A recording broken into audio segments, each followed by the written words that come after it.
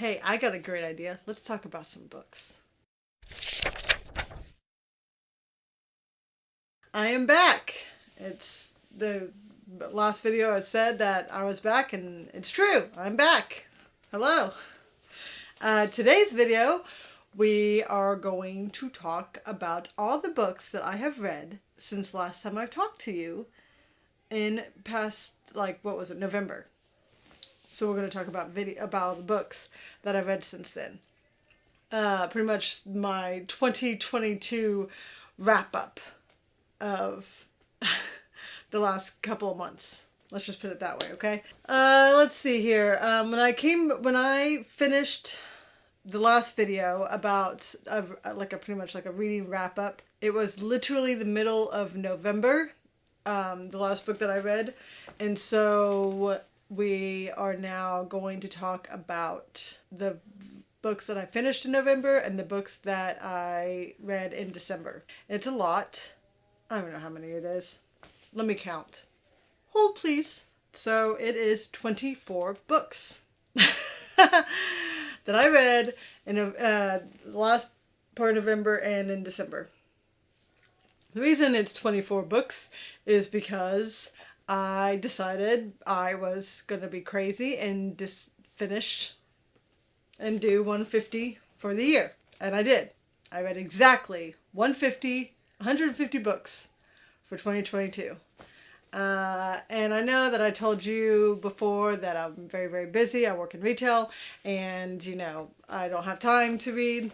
But a lot of these books were either novellas or mangas.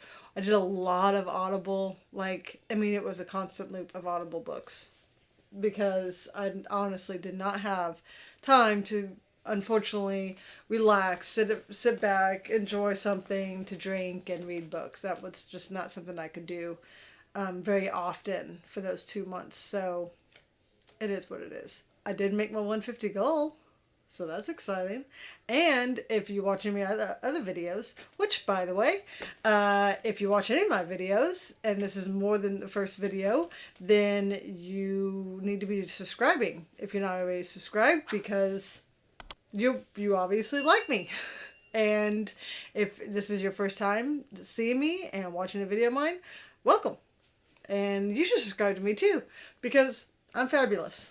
So my other videos that I talked about what I would hope to get to, like a TBR for the end of the year kind of video that I made a while back, I did talk about certain books that I want to get to, and I got to those books. So go me, hitting goals and all such before even 2023. So we're going to talk about those books. We got a lot of other books to discuss that I didn't even bring up in any videos. So here we go. Let's get going, because chop chop. Alright, so the first book that I got to since that last video, I went ahead and picked up One of Us Is Next, which is a sequel to One of Us Is Lying, by Karen McManus. We're going to go with that.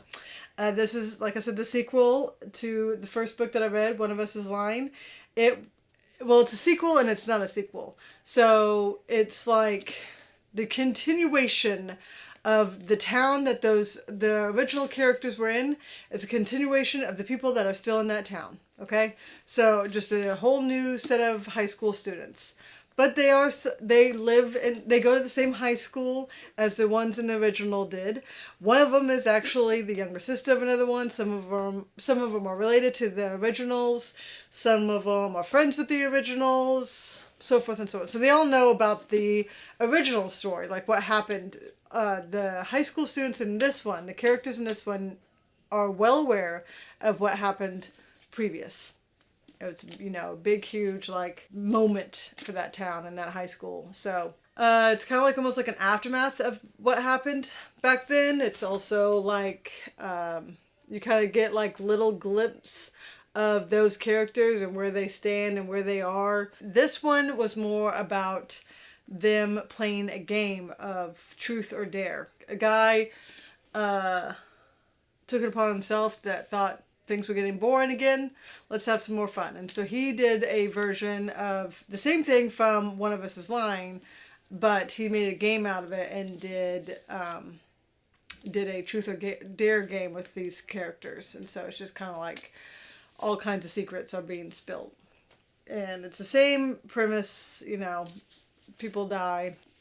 One of them is next.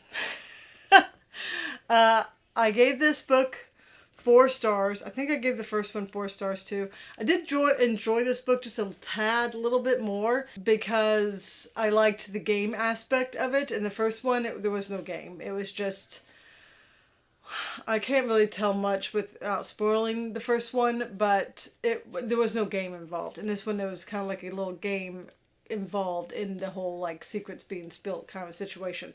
So, and I liked that. I liked that a lot. So that's kind of why this bumped up. It still had the same characters, just different names, let's be honest. It was. I still liked it though. It was a good young adult thriller. So if you liked One of Us Is Lying, you'll like One of Us Is Next, because it's the same book. It really is. And the next one that I got to, that I talked about in the video, was Under the Whispering Door by T.J. Klune. This is about a guy who no one likes, who dies and doesn't really want to accept that he's dead, and it's like his afterlife situation going on. Just like the house on the Silurian, we all know I can't say words. Just like his other book with the house that's on the sea. This is just as heartwarming. It is just as it's just like a very, very cozy book. That's how I can describe it. It's a lot like, it has the same feelings. You're going to get the same kind of feelings from the house book as you will for this book. I enjoyed both immensely. I gave this book a 5-star rating, just like I did the first one. And I will continue picking up books from him. Like those 2 books, the House on the Sea one, that's not even his debut novel. So I will be picking up other things from him, because obviously the last 2 books I really, really enjoyed and really liked. So obviously he's an author that's becoming a favorite of mine. But anyway, I really liked the characters in this, just like I liked the first one. They're no way connected, but the characters are just as lovable. They are all very distinct, and I enjoyed it immensely. It was a very good, heartwarming read, for sure. Next one I autoed, and I don't own, but I definitely want to get it. It was called Friends, Lovers, and the Big Terrible Thing by Matthew Perry. This is a memoir about him and his shot to fame. There we go. It was about him and trying to deal with being famous, and what he did during, if you don't know who Matthew Perry is, he was in this little show called Friends.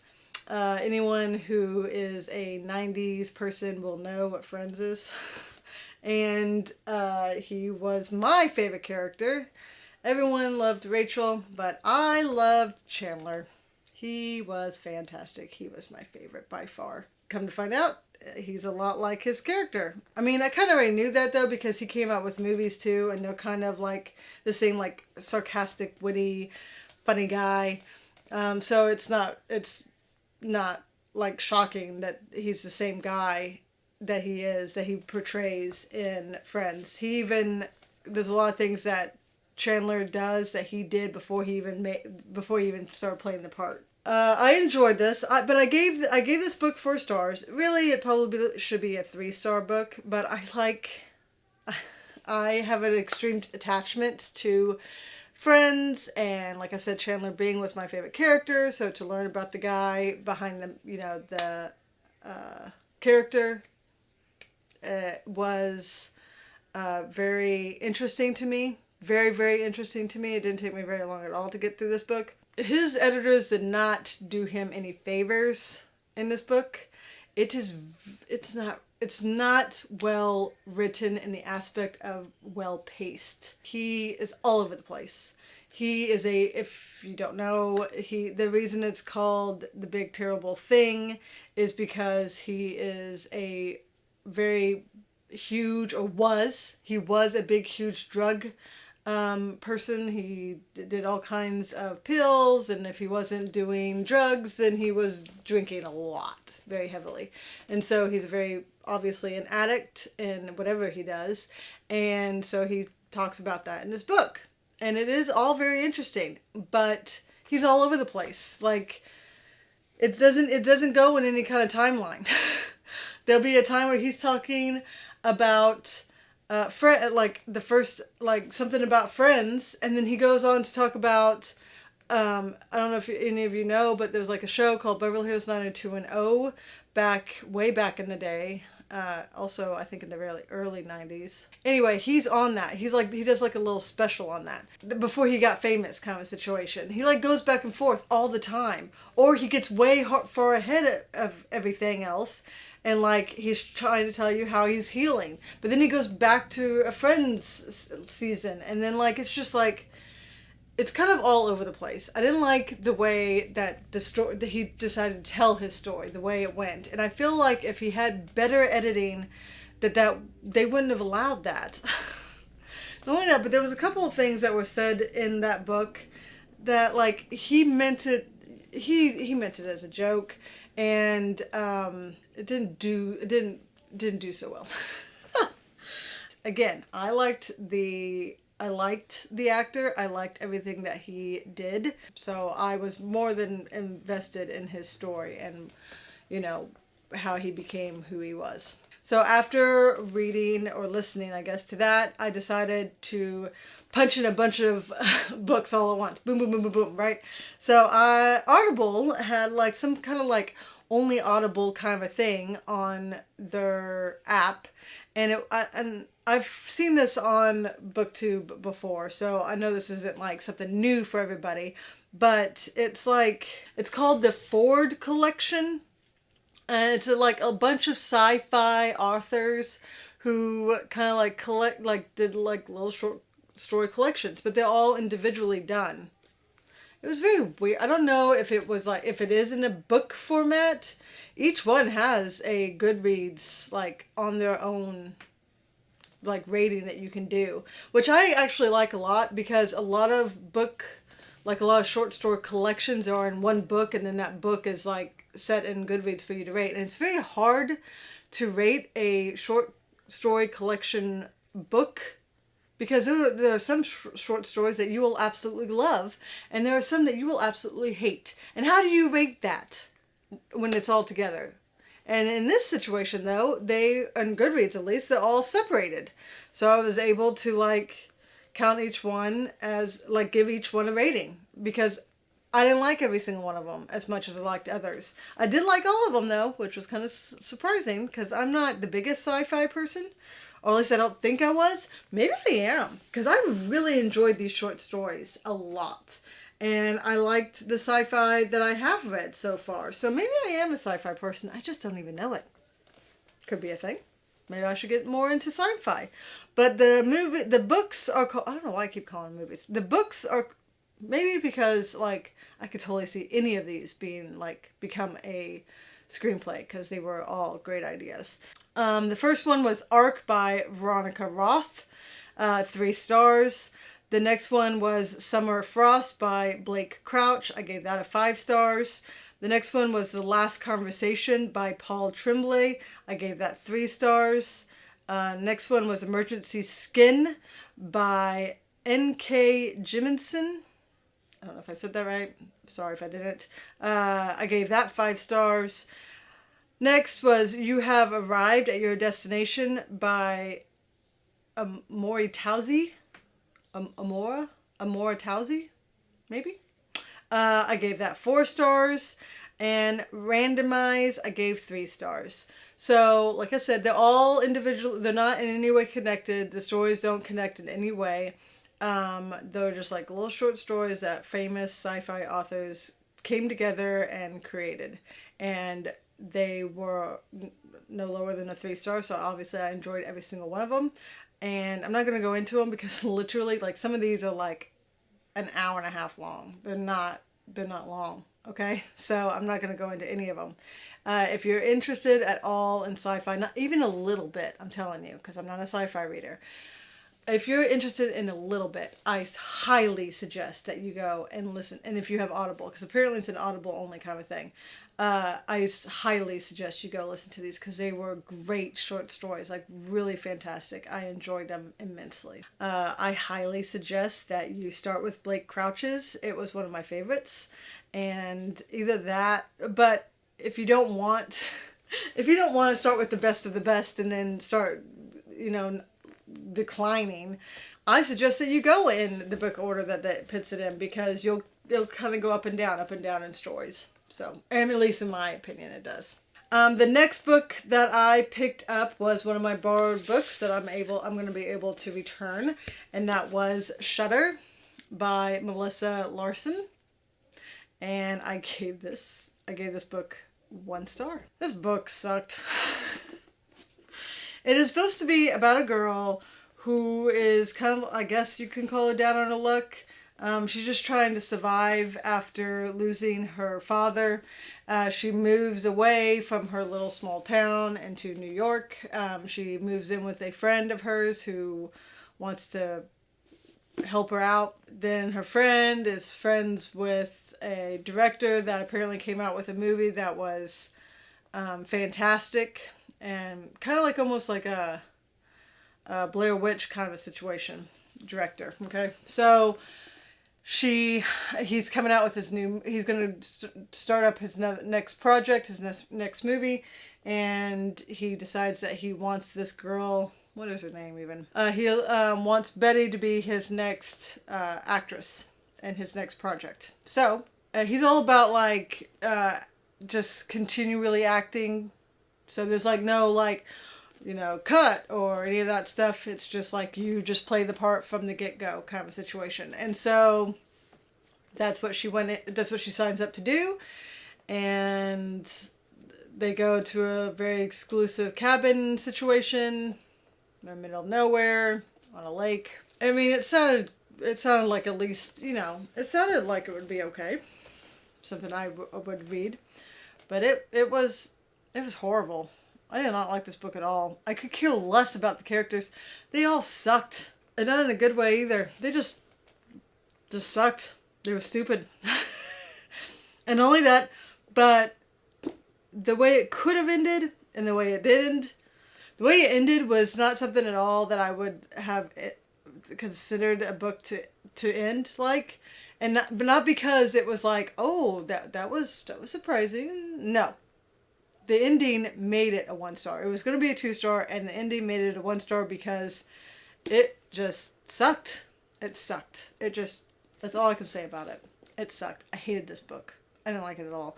And obviously, it's going to be on my worst 2022 list because this...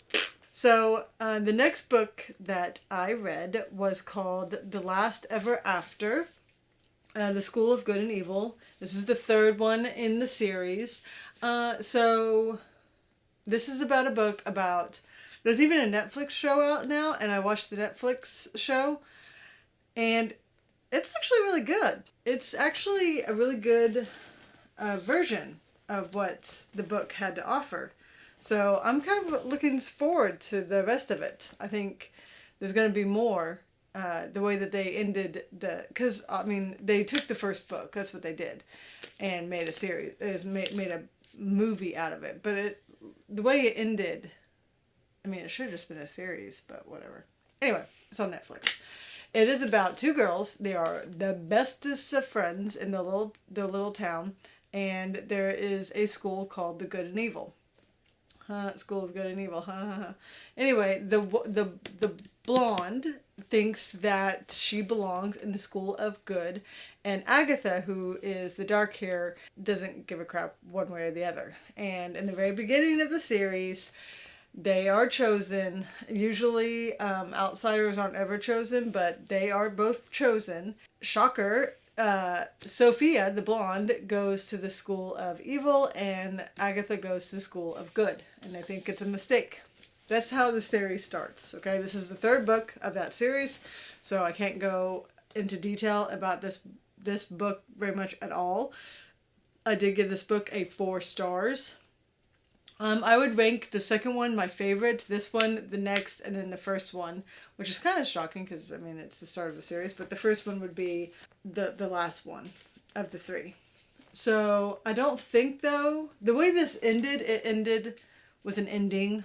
It can move on. They have a life after this series, this book ends, and that's what the next three are supposed to be about. Is like them, I guess you could call them as grown-ups.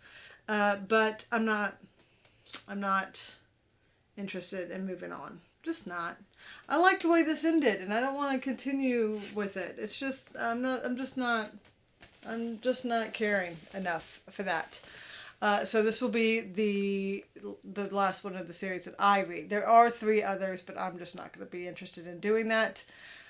Like I said, I like the way this ended. It was very good, and I just don't feel like continuing with it. It is a very good series, and it's a very good middle grade, and I like it a lot. And it's just proof that it's proof for me that there's more than just Harry Potter for middle grade readers. And I'm sure you middle grade readers out there will be like, well, yeah, let me tell you more. And please do, because I'm more than interested in reading more good middle grade, for sure, 100%. So after that, I read a book for a book club, Alice Feeney's Daisy Darker. I've read Rock, Paper, Scissors from her, and I loved it. And this book is not in any way different. I loved this book as well. I gave this book 5 stars. I really enjoyed this story. It's kind of a play on Agatha Christie's And Then There Were None. But it has its own style, its own way of doing things, and its own ending. And I have read multiple mystery or thrillers that are kind of loosely based off an Agatha Christie type of story. All the twists, all the ending, the entire ending, all of it was great. All of it was wonderful. And you should definitely read this if you're a thriller writer or reader. You should read this because this is great. This is a great. And Alice Feeney is, I am reading more of hers because I've read 3 of her books and all 3 I liked a lot. So I will be continuing reading all her books, let me tell you, because she's great. She's fantastic. In my eyes, she is, at least in my opinion. So after Alice Feeney, I read another one of the books that I borrowed, and that would be called The Wife Upstairs by Rachel Hawkins. I gave this book 3 stars. I have read her other book, Reckless Girls, I think it was. We'll go with that. We're going to go with Reckless Girls. I'm pretty sure that's what it was. I enjoyed that book a lot better than this one. This one is a play.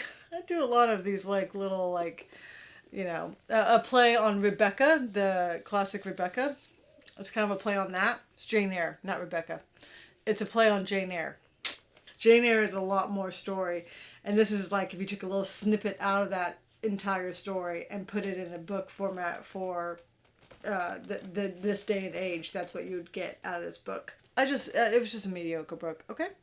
That's all I got for you. It's about a woman who meets a man in a much higher tax bracket, and let's be honest, she's using them to get in that tax bracket as well. Oh, she's a gold digger. These are very, very gray characters. I liked that part of the book, but it was just okay. It was just okay book. It was just okay. There's nothing spectacular about it. It wasn't anything like, holy crap. And the twists in this book, I was like, maybe 1/4 of the way in, and I was like, oh, well, obviously. I mean, and at the time, I didn't know it was a play on Jane Eyre. I just knew what was coming the entire time. There was nothing in this entire book that I was like, oh, surprising. The reason I gave it 3 stars though is because I liked the gray characters. I like reading gray characters that are rich. Is that a thing? It is for me. I like that. But other than that, and the next book I borrowed, but I'm definitely going to buy my own copy, Frederick Bachman, My Grandmother Asked Me to Tell You She's Sorry. And this is like any other Frederick Bachman book, very heartwarming, very heartbreaking, very think about kind of a book. Frederick Bachman is, or if you don't know anything about him, he's known for characters that are very hard-hitting. His book, A Man Called Ove, is very, very, very good. It's one of my favorites. Anxious People is a favorite of mine. And Beartown is another one. He writes just these heartwarming, but at the same time heartbreaking stories. And they are just so good. They are just so good. So good. This is about a little girl who has a very strong relationship with her grandmother.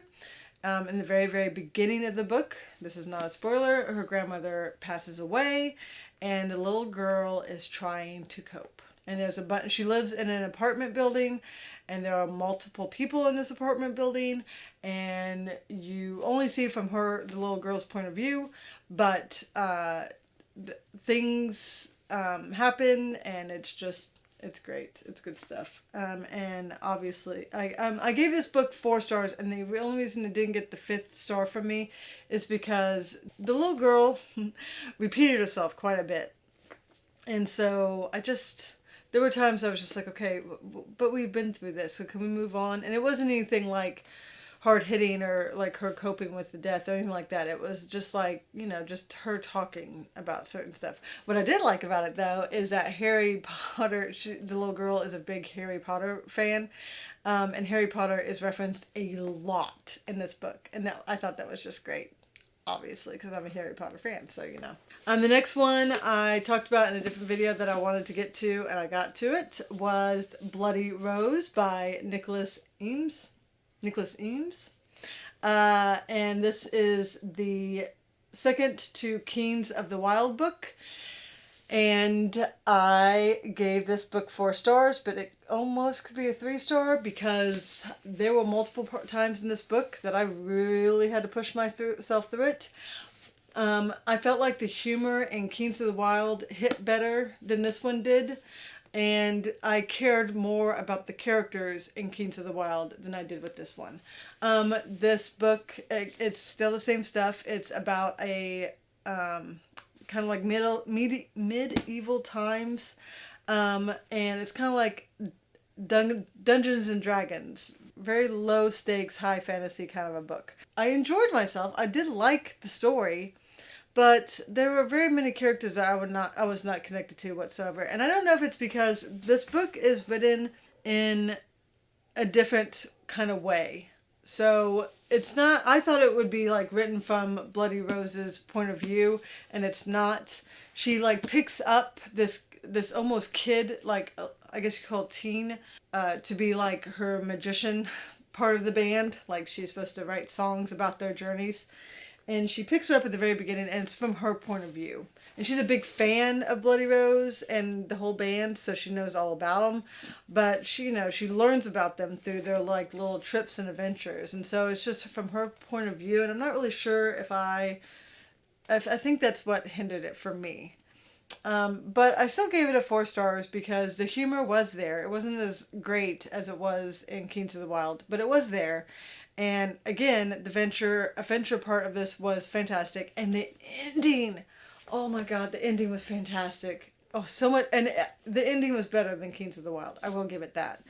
Kings of the Wild ending was not as epic as the ending of this book, let me tell you, because this was an epic ending. It was fantastic. It was really good. So I do highly recommend both books. So next I was getting closer and closer to my 150 goal. So this is about the time that I was like, okay, I'm going to make it. I'm going to hit it. I'm going to go ahead and I'm going to hit that goal.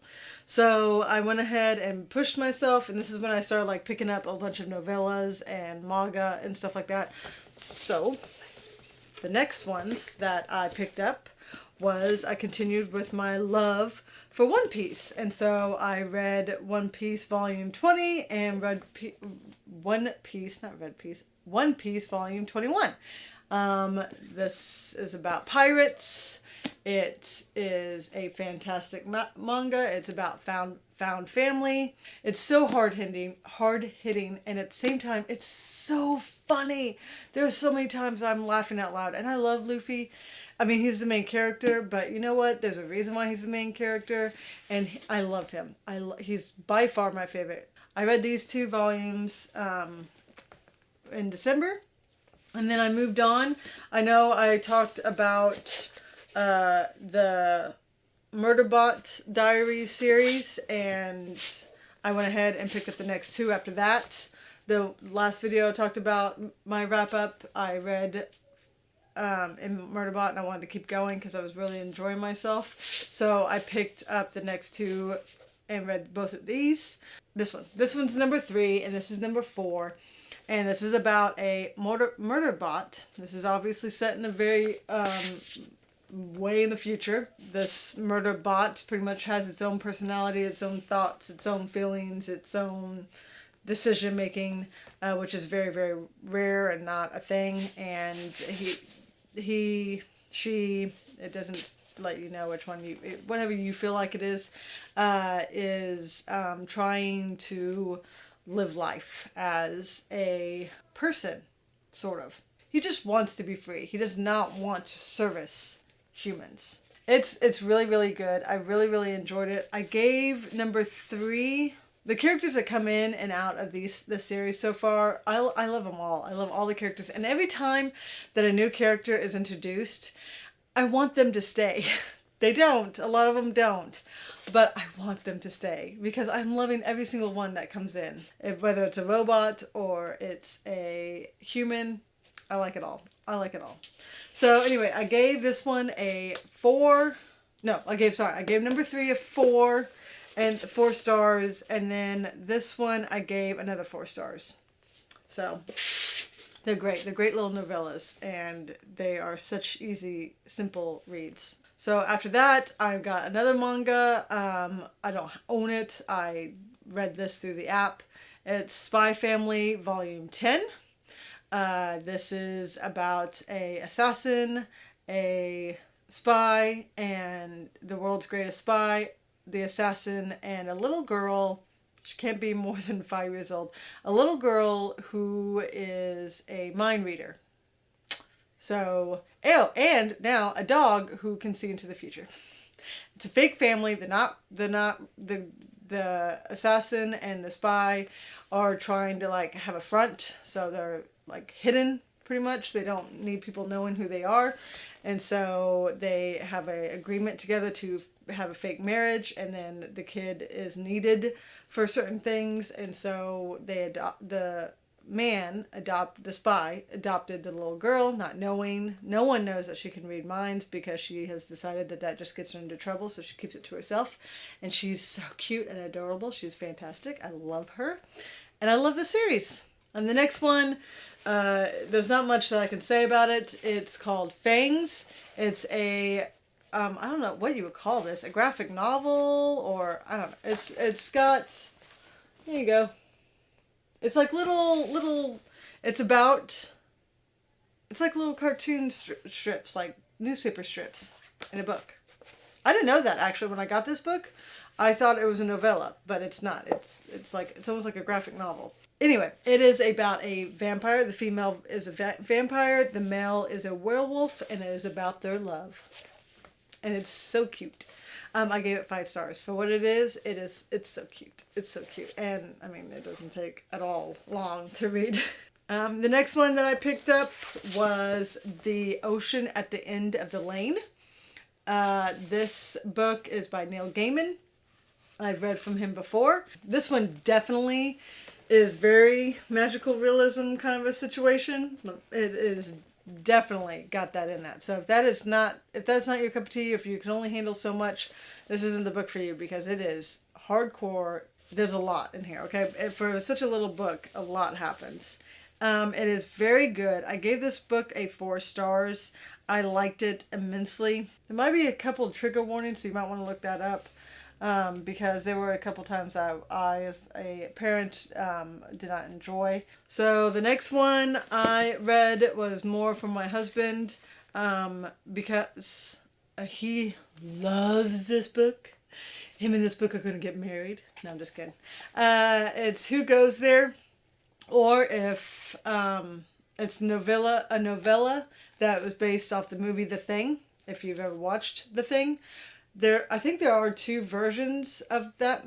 The Thing, the movie. The old one I think it was like in the 70s or the 80s. I can't remember when the movie came out. And it doesn't tell you here. But it is very good. It is very good. The movie is fantastic. And the book was okay. I gave it 3 stars. Which, my husband's not very happy about. But I've loved everything else that he's given me. So you know what? Now and then there's going to be a book that we're not going to agree upon, okay? And that's this one. It's good. It's good. It's good. It's not the best. I can't think of a better sci-fi horror. Maybe Aliens. But this movie is great. It really is. It's a really good movie. This book is, this book made that movie, so I mean, it goes hand in hand. You should read the book if you like the movie. But I don't know. I can't tell you exactly. I can't pinpoint exactly why I was just okay with it. But I don't like the writing style. That was it. Like the way he wrote things to describe stuff. Why are we going into depth about this? Like, I know how a machine starts. I know how it starts. Like, you don't have to go into depth about it coughing to life and it hacking, and then it kind of coughs, and then it, it finally comes to life. Like, I don't need all that. Just say the machine started. I don't know. There were times that you feel like, an author should give a lot of explanation to something on an action scene or what have you, or describe the environment, which he does a really, really great job of, like, pinning you in that environment. Like, this is, they're in, I think, the Arctic, right?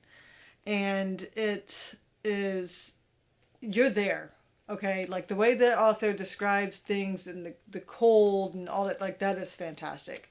But, like, his action sequences that happen in this book they don't hit that great. But the movie that this is based off of, it's fantastic. The Thing, good movie. And then the last book that I read before 2023 hit, the very last one, is The Song of Achilles. And this was a great way to end the year. I think the very beginning of the year, the very first book that I read for the year was like a 1 or 2 stars. So I started out sucky and I ended in a great way. This book got 4 stars out of me. The only thing I didn't like about this book, is I like Greek mythology. I'm a big fan. I really enjoy Greek mythology, and so if a book or a movie or a TV show is based off some kind of Greek mythology at all, I'm all about giving it a chance, okay? I've already read her other book, Circe. I've talked about that in a different video. And so I like the author's writing style, and this is no exception. The story in this book is great. I already knew what happened in this book because I know of the story of Troy. I know the story of Achilles. It didn't hit hard for me because I already knew what was going to happen to these characters.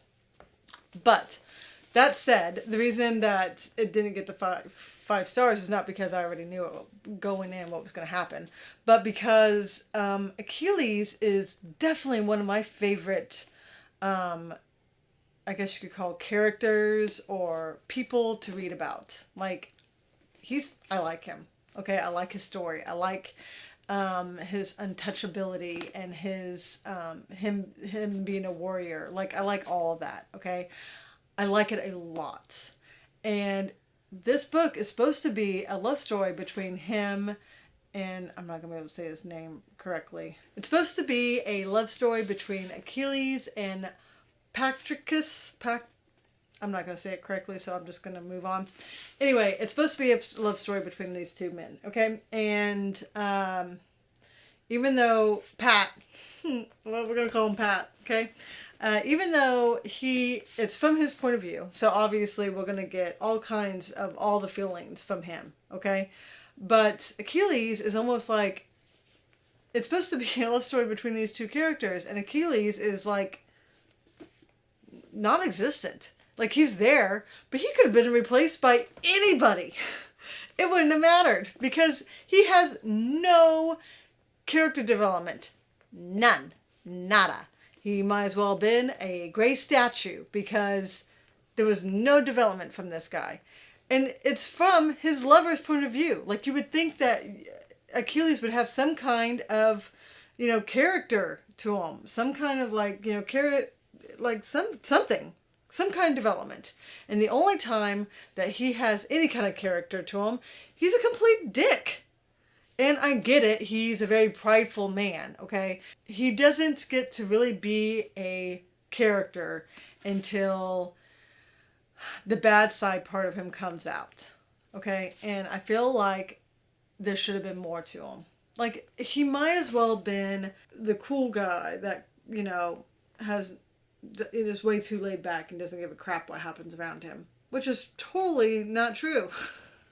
At all. So it's just like, okay, cool. Bad things happen around Achilles, and his actions towards that is not the greatest. And it's just a moment of history that happens. And that's the only moment that you actually get to see Achilles be somebody other than this guy sitting over there. And it kind of irked me. And it might be because I'm an Achilles fan, but that's the only thing that I'm not a big fan of this book, because the rest, I just loved all of it. The Battle of Troy and that whole story, Hector, and all of that. I love all of it. So that alone will get a star from me. But it is a very good book. There's a reason why so many people talk about this book. It is great. It's 4 stars for me. I really enjoyed it, and it was a great way to end 2022. And that ends this video. That was many, many, many books that I've read. I don't know how long this video is, but I hope you enjoyed parts of any of these books that I'm talking about. And if you have any thoughts or feelings about any of these books, let me know how your thoughts and feelings about those books. And I will see you in another one. Bye.